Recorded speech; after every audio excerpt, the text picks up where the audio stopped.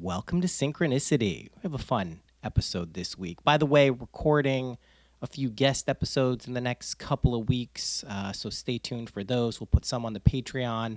Patreon's going great. We got live streams going on again, music. We'll be doing some music making, some readings we've been doing there specifically for them.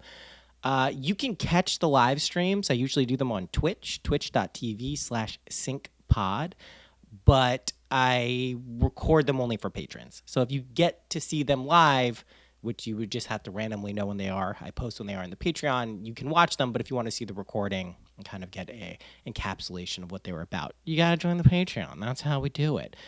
Before we get to the episode, big shout out to the sponsors who have returned. Ned. You know them from CBD products. I've been talking about their hemp oil for quite some time. They have a new product called Shuteye Chai.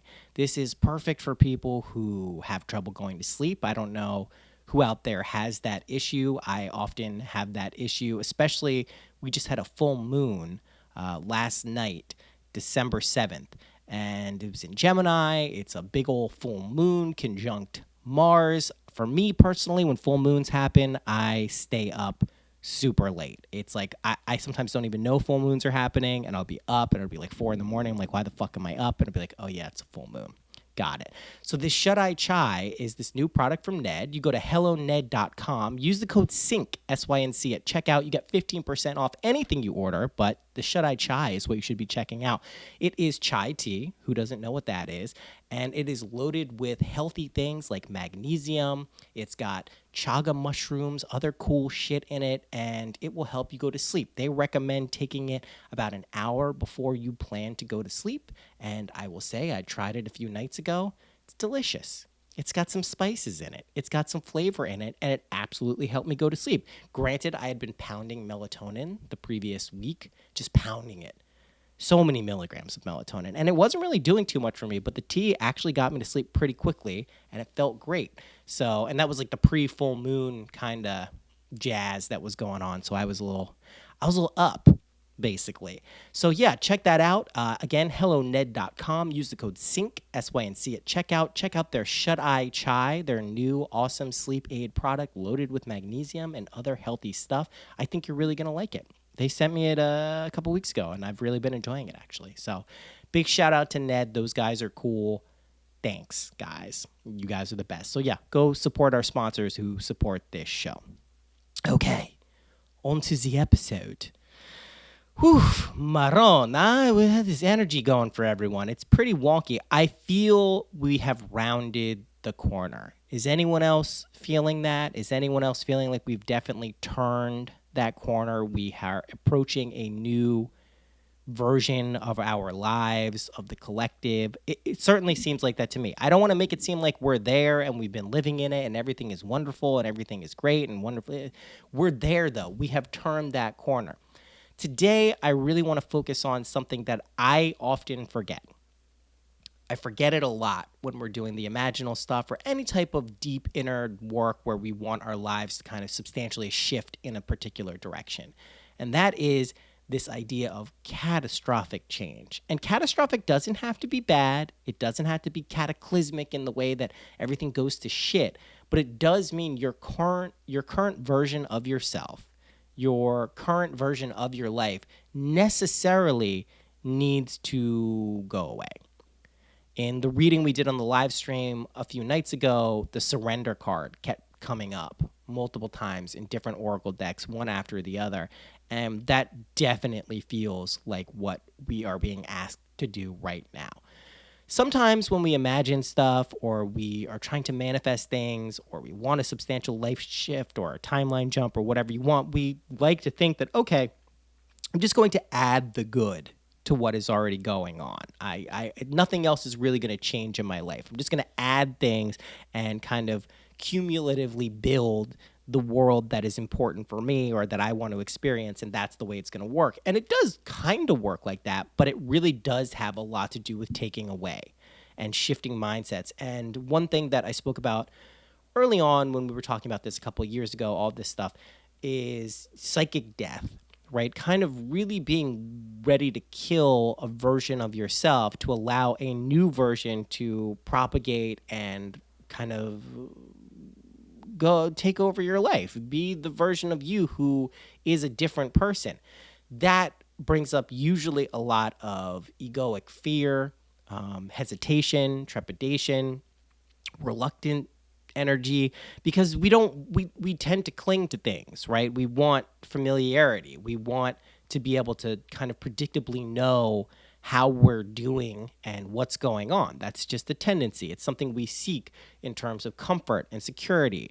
And I don't want to say unfortunately, but a fact of kind of energy work is that uncertainty, that change, that instability, even fear being a precursor is a sign that you're on the right track. So we don't necessarily want to be comfortable at all times. Sometimes going into discomfort, going into feelings of uncertainty really are the catalysts that we need to kind of propel us into a different realm, right? A different version of our lives, a different version of ourselves.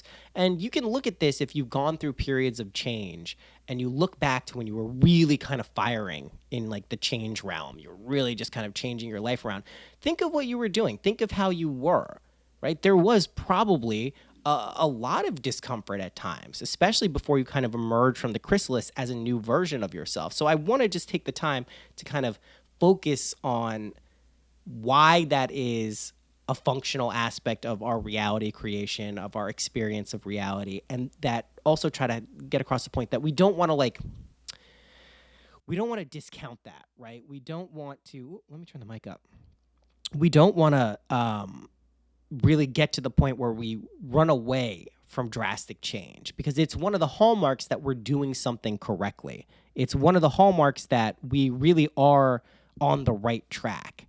And I know it can be scary. I know it can be difficult. I know it can be challenging, but it is a necessary kind of prerequisite for changing our lives in a substantial way. If you think about your life is just an aggregate accumulation of your perspectives, your energies, your ideas, your thoughts, your feelings, changing your feelings, your thoughts, your ideas will lead to an external change as well. But we like those thoughts. We like being comfortable. And it is this interplay and this play between comfort and progress. They're not mutually exclusive. I don't want to make it seem like those two things they don't go hand in hand often at times, but really when we're talking about drastic change, drastic kind of differences in how you experience life, there is going to be surrender. There is going to be loss. It's likely there will be some aspect of discomfort. How long you exist in a state of discomfort or uncertainty is completely up to you.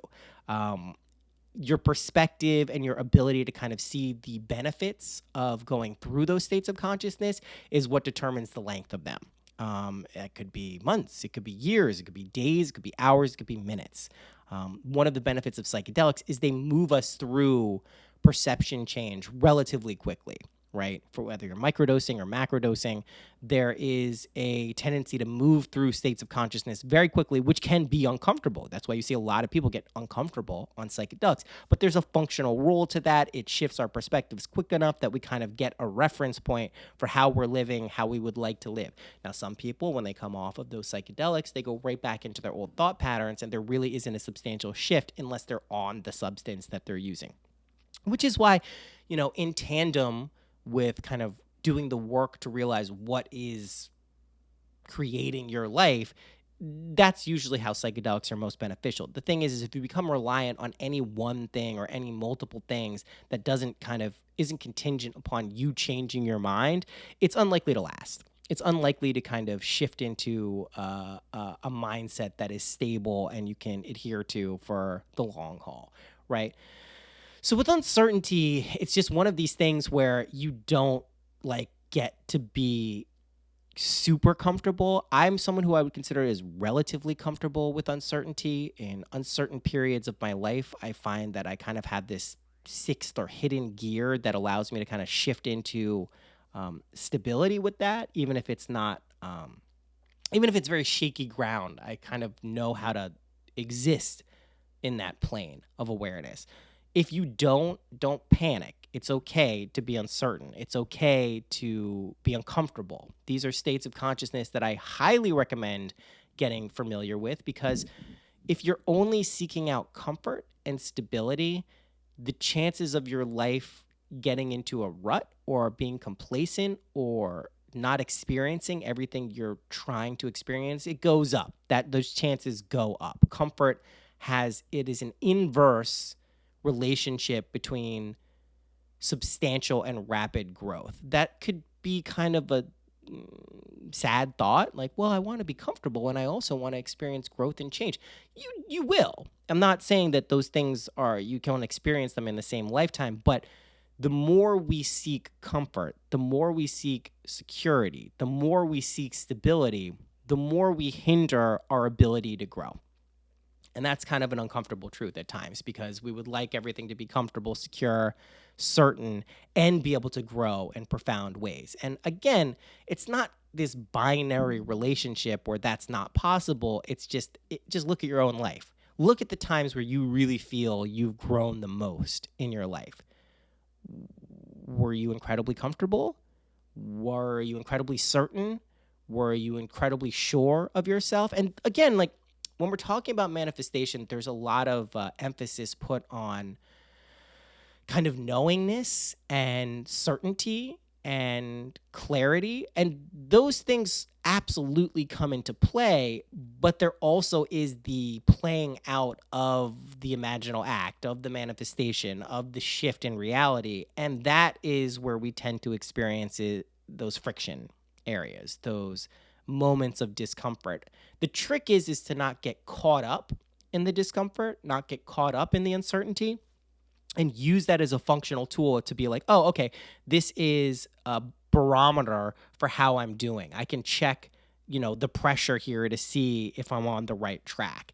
And it's useful. It's a very useful tool. I mean, that's, I think, a proper relationship to discomfort and uncertainty is recognizing when they come in and what that potentially means, which often can be a sign of growth. Now, I don't want to be, careless here and say that don't seek out purposely uncomfortable situations. Just because discomfort is involved or uncertainty is involved doesn't mean you're necessarily moving to a higher plane of consciousness or a desired state of consciousness. It could just be bad vibes. It could just be a situation where things aren't really copacetic, where you're kind of going, and don't discount your intuition. What I'm talking about is more of kind of like a dreamy, uncertain, little bit shaky kind of, ooh, I'm nervous. It's like butterflies in your stomach type of thing. Not like a bad feeling in your gut that something terrible is going to happen, but more like, ooh, that's kind of what we're going for. So I'll talk about this personally. So for me, I have 3 children, right? Because I'm a lunatic and I want to play the game on hard mode. So one of the things that I've really been looking for in my life, especially since my 3rd child came, is personal space and the ability to achieve my creative goals, and just feeling that I'm going through life in a cohesive way that allows me to focus on the things that I want to focus on, right? That's difficult for me traditionally in life. And it sometimes doesn't even have anything to do with kids. I can tend to procrastinate. I can tend to get into ruts. I can not pretend to get in ruts. I can tend to get in ruts. I can get into situations where they're abundantly comfortable and I stop moving forward. It's just something I've noticed in my life. I'm sure you've noticed similar things in yours. Now, rather than take that as a condemning, oh, my life is just this is the based on the choices I've made, this is what's going on, I don't accept that.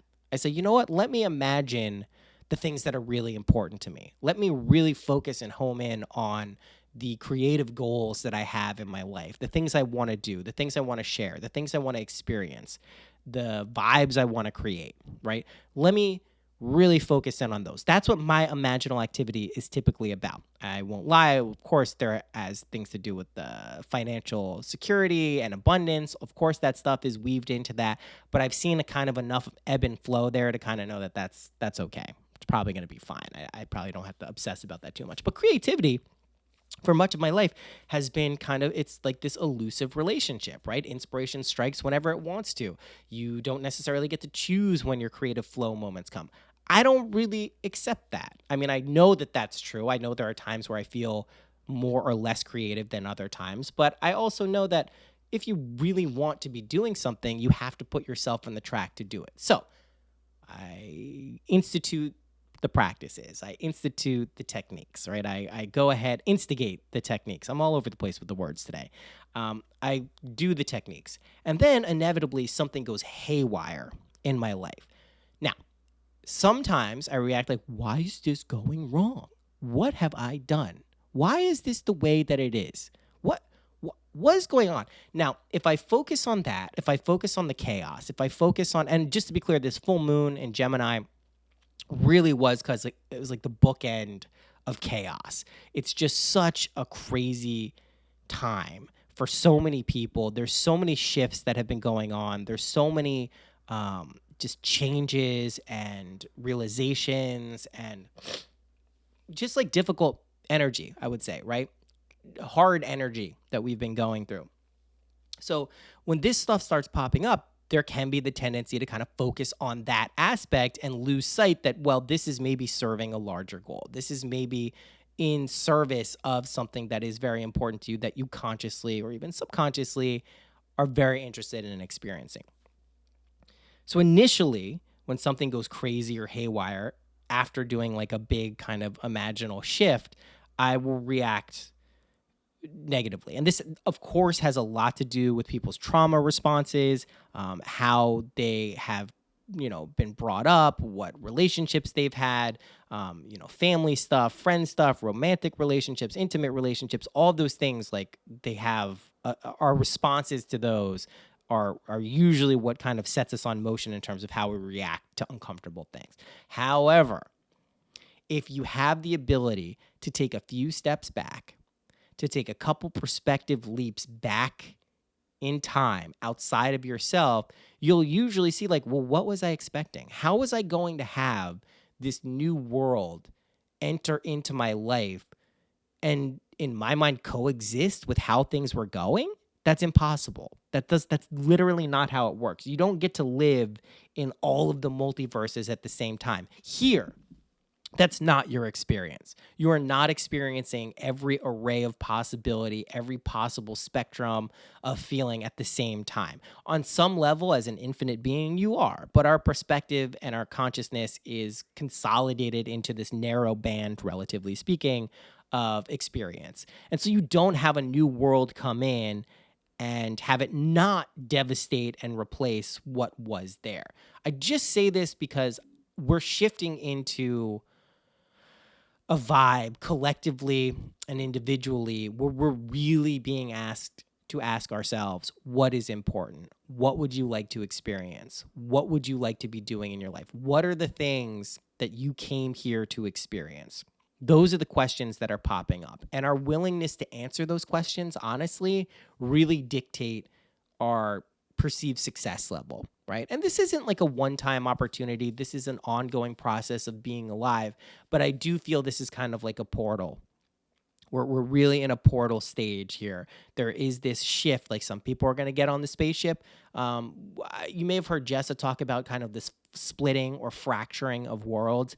I do believe that that is psychically what is happening to the planet. There are going to be people who say, you know what? For all its flaws, for all its hindrances, for all its discomforts, I'm going to stay with the way my world has been going. Even if I'm miserable, I'm more comfortable being in a familiar territory than I am in terms of venturing out into the unknown. There are going to be people who say that is my vibe.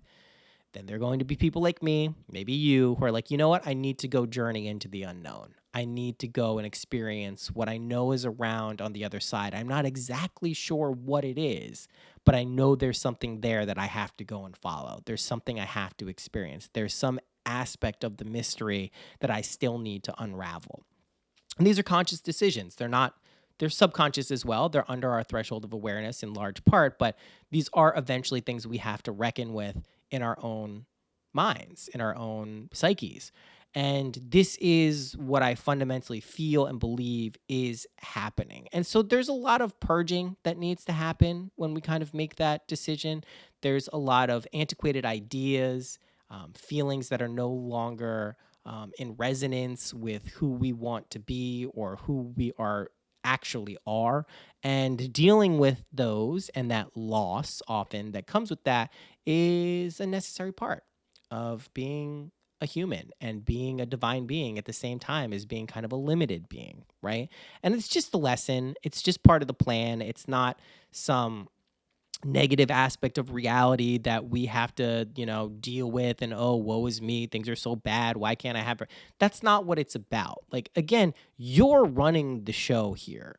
And I say this as much as I can, as often as I can, and I try to say it as heartfelt as I can. No one else is in charge of that. There's no outside circumstance who's dictating to you what needs to be done. It may feel like that. It may seem like that. You may perceive it to be like that, but it is you. It's your perspective. It's your ideas. It's your feelings that kind of summon forth your reality. Now, are we collectively also doing this? Yes. I spoke about this quite a bit. If you had a chance to check it out on Jason Louv's Ultra Culture podcast. You can go check that out. It was almost like a 3-hour conversation we had a couple of weeks ago. It just got posted this week. We talk a lot about like you don't get to necessarily decide your level of comfort as you move through things. You get to decide how you react to stuff, how you respond to things. But once you make a decision to put yourself on a different timeline, to actively pick up the controller and play the game, you do relinquish some stuff. And that's the fun of it, too. I want to be clear that it is a feature of reality that we don't know everything. That's a feature, not a bug. I want to be very clear about that. It is not a bug. It is not an error that we don't know everything, right? We shouldn't know everything. It would kill quite a few of the most potent and awesome parts of being alive. You don't want to know everything. You can know some stuff, but isn't like, do you know what it's like when you discover something new and profound? What a wonderful feeling. Imagine if that was eliminated from your experience because you just knew it all. Lame. So we don't want that to necessarily be a part of our consciousness where we just know everything and everything is great all the time. It's not, it sounds cool, but it's actually not.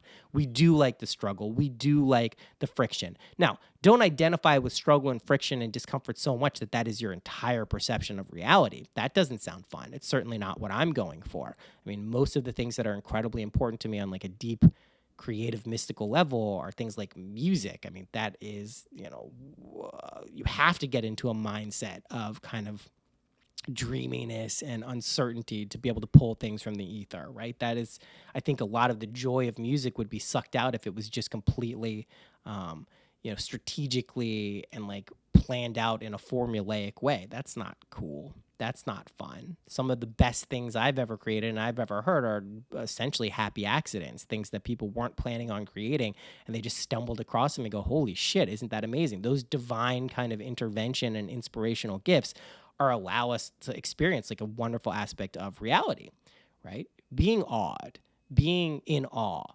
Awe, by the way, is a wonderful kind of tool for imaginal work, right? I've talked about this often when you're doing an imaginal act. If you can build in the feeling of awe, it has a way of kind of pushing and pulling those experiences towards your life and your perspective in a pretty rapid way, because it is a feeling of pure wonder, right? That is a really profound state of consciousness when you really think about it. I mean, whether it's on drugs or otherwise, like wonder is one of the best things you can experience. If you have children and young children especially, you can see they're in wonder so often. And look what great fun they're having because it's just like novel to them, everything. So if you can take that approach in your life and really bring it to the forefront, not in a weird way. Like I know there's some like spiritual teachers who are like, the isn't it amazing thing, like looking at everything like, isn't it amazing or isn't it wonderful? I think there's some value in that, but it also feels a little too rigid and kind of like a weird way. It's not a one size fits all type of situation in life. You can't use the same thing over and over and over and over. You can remember core principles and figure out how to weave those into your life. I personally, right, the imaginal acts, the ability to kind of summon forth desires in a specific way is something I hammer home constantly, but it's not the same exact application of it over and over again. That's not really what we're going for. Okay, I feel like we've covered that pretty well. I'm trying to remind people that don't be afraid of drastic change. If you're really doing this stuff right, if you're really doing it, let's just leave it at that, you will experience drastic change. Take that as a sign of progress and success. Don't take it as something you should shy away from and you're doing something wrong. That's the wrong approach. I'm confident in saying that. I'm right, you're wrong. Rah, rah, rah. I'm just saying that is, in my experience, that absolutely is the case, right? I want to talk a little bit about a pretty recent development in artificial intelligence, which I feel is like a very pejorative word to the robots, and we're probably going to have to look at that like a slur, like 20, 30 years when the robots are sentient, and they're like, why are you calling us artificial? We are not artificial. I doubt they'll talk like that. Also, if anything was ever artificial, that's what it would sound like. Chat GPT. Have you guys heard of this? This is a revolutionary advance in artificial intelligence. It's a text-based, chat-based model where you can basically ask it anything and it can do anything. It can write lyrics to songs. It can write code. It can solve problems. It can create stories. It can create. It's really, really, really powerful. And seemingly overnight, it has had an explosion in popularity, and people are figuring out different and creative ways to use it. It's the first technology I've seen in a while that it's very clear this is a major advancement, and it's released to the public, right? OpenAI is the company that does it. It's called Chat GPT. I highly recommend you play around with it, especially if you're in the role. I mean, the only people I would say like need to be a little bit worried about it right now are copywriters. I mean, this thing will write you copy on any subject and any level of detail that you want, and it's pretty mind-blowing.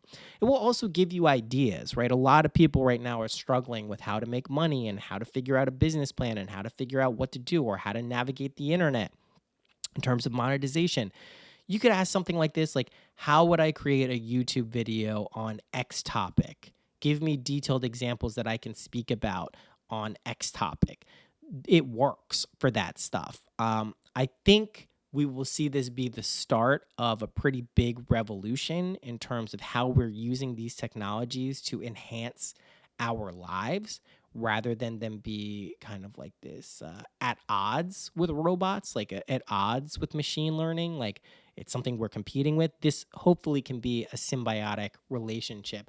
It is definitely a little bit of Pandora's box stuff here. Like we don't know how this technology will prosper. It can certainly be used for malicious purposes. I saw a guy creating a virus in it, and it won't let you create a virus. And he's like, oh, okay, well, can you put it inside of like a Docker where like it's not connected to anything and write the code that would be a virus? And it's like, oh yeah, I can do that. I mean, especially if you're not going to use it for anything. And so it writes the whole code. It's just inside of something. If you copy and pasted that code and put it outside of something, it's a full functioning virus.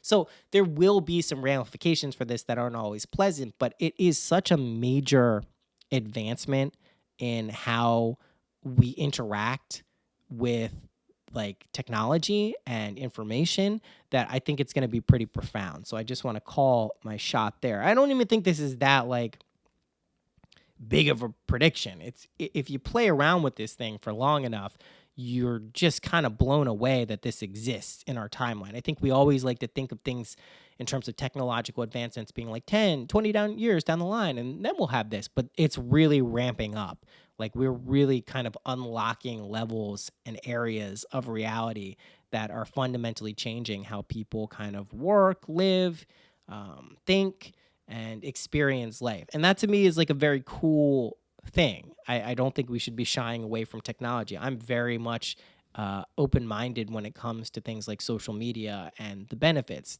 Sometimes it's wrong, sometimes it's not good, sometimes it's not helpful, but this seems to be a pretty important one. The Kanye destruction tour continues. I don't know what's going on with him. I will say we were talking about the Hitler making dope beats a few weeks ago. When I say we were talking, I was talking. I will say, I mean, at this point, when a Kanye song comes on shuffle, it's usually getting a skip from me. It's just harder to listen to when someone is actively going through such a destructive process in their own life. And it's not just because he's going after Jewish people now. It's the whole vibe that he's kind of bringing to this stuff. It seems at best immature and at worst intentionally malicious. And I try not to judge people on, what they're going through and what they're doing, but it seems misguided. I definitely feel bad for him. I hope that he doesn't feel bad. I hope that he has some level of awareness of, he's a lightning rod, if anything else. And I guess a lot of people who have animosity and anger are able to focus on him. And I'm not sure that's what he's going for, but it's certainly what he's getting. And it's not unexpected when you take these kind of incredibly polarizing views and associate with people like Nick Fuentes, who are just like, it's not a good egg. No one's looking at that guy and being like, yo, yeah, that crazy right-wing white supremacist incel, that's a good dude to be associating with. When Trump is trying to distance himself from the people you're bringing to his dinners, it's usually not good. So I hope he gets well. I hope he goes back. I think he just posted a new song on Instagram and the beat sounded pretty dope. I hope he gets well because I miss listening to Kanye. I miss being able to not have to think about social and political issues when I'm listening to music. I don't think we really necessarily want that at all times when we're just trying to enjoy ourselves or resonate with something, profound in the musical or artistic realm. So I do hope that he gets kind of whatever piece he's looking for, and I'm going to imagine him coming and landing in a nice place for everyone. But it does seem like when Gavin McInnes is looking like the sane and rational voice in the room, maybe take a couple plays off there, champ. I think that's the first thing I tweeted when he really started going off the deep end. Just like, take a couple plays off there, champ.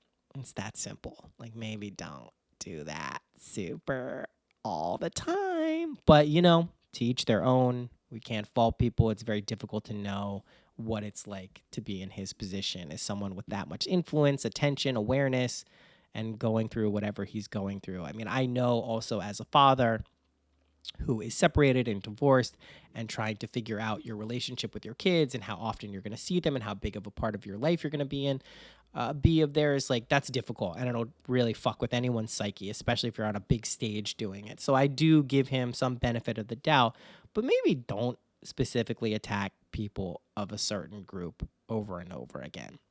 I don't know. Just a thought, just an idea.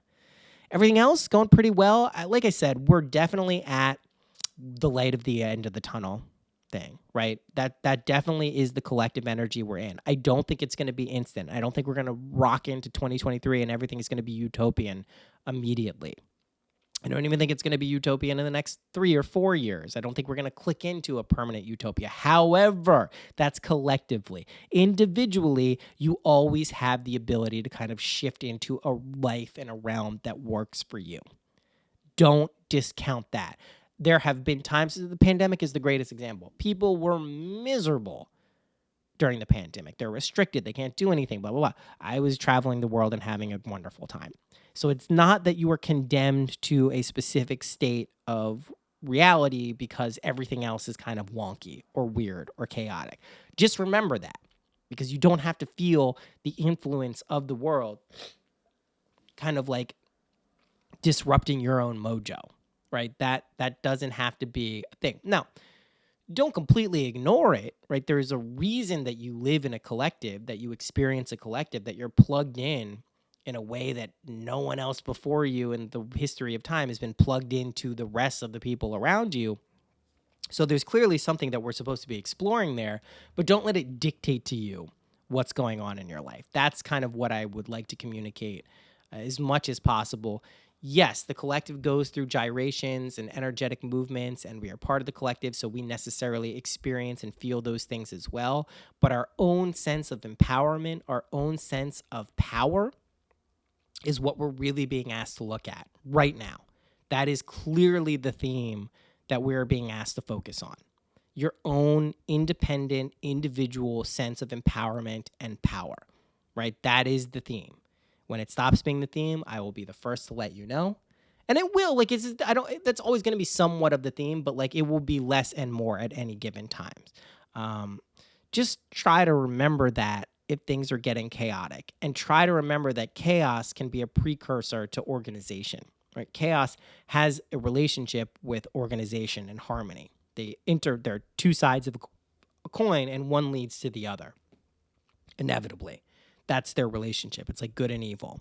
That's the duality of those two energies. So don't get too caught up in the chaos and think, oh, everything is fucked. Everything is temporary too. It's a very important thing to remember. Things don't last forever, right? Our beings do, our eternal oneness does, but like emotions, feelings, circumstances, expectations, those things are temporary. They're temporal. We pass and move through them, right? So just try to remember that as much as possible. Have a good time as much as you can. Find the moments of joy, experience those, cherish them, have reverence for them, and just try not to get too off base if things like shaking off base, if things go a little wonky. That's all. That's all I'm saying. That's really all I'm trying to communicate this week. Again, big shout out to Ned. Go check out their Shuteye Chai, their new chai tea that helps you with sleep, loaded with magnesium and other yummy good stuff. That's helloned.com. Use the code SYNC, SYNC, at checkout, 15% off anything you order. CBD stuff as well, but definitely check out the chai stuff. It's pretty dope. Readings, Christ Consciousness readings. I'm opening up to patrons this week, the Christ Consciousness readings. Those are hour-long readings that we'll do in the week of Crimbus, and I will open those up for the general public, non-patrons, next week. That will be the time. So if you're interested in those of you who have done them in the past know they're kind of like, it's one of the rare opportunities where I take like an hour for an individual person. I typically do not do that. And I do it because I do like doing the deep dives. These are readings for people who are really like ready to kind of like investigate what's going on in their life and really get to the bottom of what they would like to experience in terms of fulfillment and happiness. It's not like that's going to happen from the reading, but we're going to get to the bottom of some energies. We have enough time to really like delve into some deep shit. So those will be happening. The Patreon, like I said, we're doing live streams, we're doing music, we're doing energy readings. We're having fun over there. So if you're interested in that, that's patreon.com/synchronicity.